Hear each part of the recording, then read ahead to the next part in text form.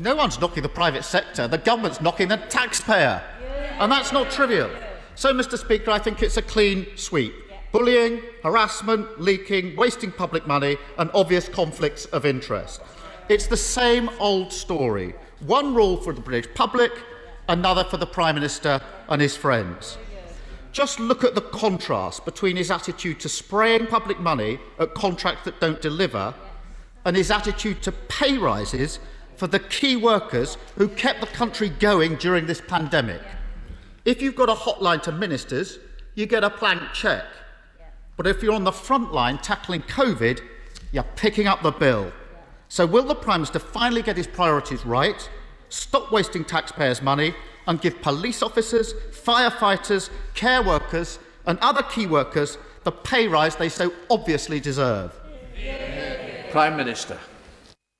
Mr. Speaker, it's this party and this government that has given key workers, public sector workers, above inflation pay rises this year, as he knows, for police, for the army, for nurses are now getting 12.6% more than they were 3 years ago. And it is this government that will continue to increase the living wage, as he will discover if you just contain his impatience just for a few minutes. Indeed, it's this government that has not only delivered free school meals and fast increase in spending on development around the world, but has looked after the poorest and the neediest. And one of the most important facts about the coronavirus package, the £200 billion package of support that the Chancellor has devised for lives and livelihoods across the country, is the benefits for overwhelmingly prioritise the poorest and neediest in the country. And the reason we can do that